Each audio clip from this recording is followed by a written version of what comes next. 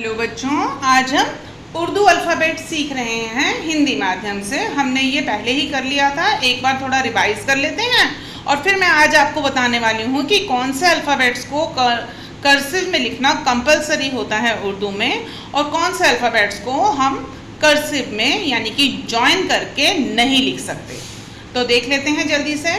क, ख, ग, घ, ड़, ढ़, च, छ, ज, झ, ट, ठ, ड, ढ, त, थ, द, ध, न, प, फ, ब, भ, म, य, र, ल, व, श, स, ह, ह, ह। अब इनमें से जिनको मैं अंडरलाइन कर रही हूँ, जौन से अल्फ़ाबेट्स के नीचे मैं लाइन लगाऊंगी उनको जब हम शब्द बनाने में प्रयोग करेंगे तो उन अल्फ़ाबेट्स को हमें कर्सिव में नहीं लिखना है और बाकी सभी को हमें कर्सिव में लिखना है। जब हम कर्सिव में लिखते हैं किसी उर्दू अल्फ़ाबेट को तो हमें वो अल्फ़ाबेट आधा ही बनाना होता है।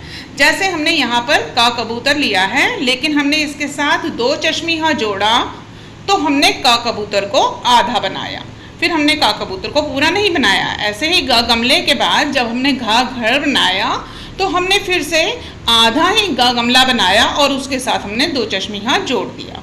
आप देख रहे हैं कि यहाँ पर हमने दो चश्मिहा जोड़ा है, लेकिन यहाँ रा में हमें इसके साथ नहीं जोड़ना था तो ये गलती हो गई है।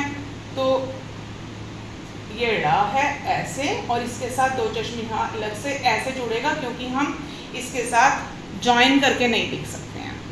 तो देखें कौन कौन से हैं ऐसे अल्फ़ाबेट्स जिनको हम जॉइन करके नहीं लिख सकते। एक है ड़ा, फिर है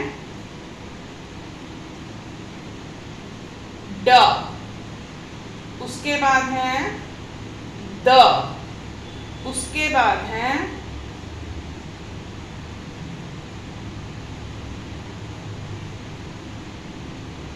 व। इनको हम जोड़कर नहीं लिख सकते हैं। र, इसे भी हम जोड़कर नहीं लिख सकते। उसके बाद है बस, बाकी सबको तो हम जोड़कर लिख ही सकते हैं। जब हम आगे देखेंगे कौन कौन सी चीज़ों को हम जोड़कर लिख रहे हैं, जब हम इनके शब्द बनाएंगे तो और अच्छे से आपको क्लियर हो जाएगा कि कैसे हम ज्वाइन करेंगे और कैसे हम ज्वाइन नहीं करेंगे। कुछ अल्फ़ाबेट्स और रह गए थे हमारे पिछली वाली वीडियो में, तो उनको हम आज देख लेते हैं। पहला है छोटा आ।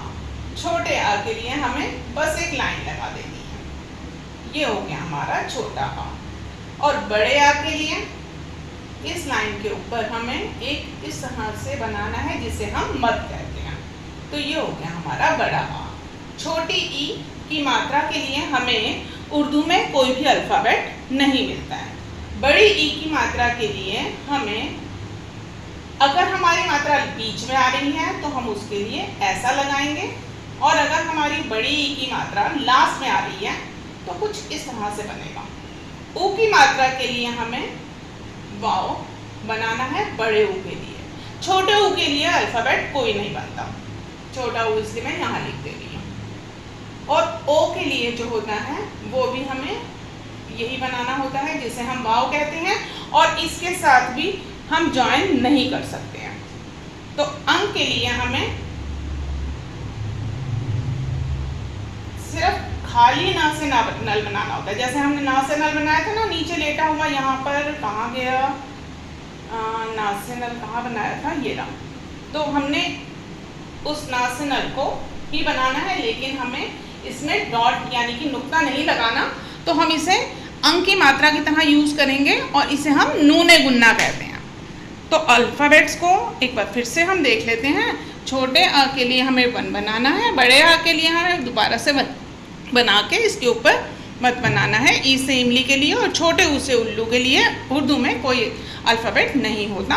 बड़ी ई से ई के लिए अगर ये बीच में आ रहा है तो हमें कुछ ऐसा बनाना है, और अगर लास्ट में आएगा तो ऐसे बनाना है। जब हम इनके शब्द बनाएंगे तो आपको और अच्छे से क्लियर हो जाएगा। ऊ से उनके लिए ये बनेगा, ओ से ओखली के लिए भी यही बनेगा।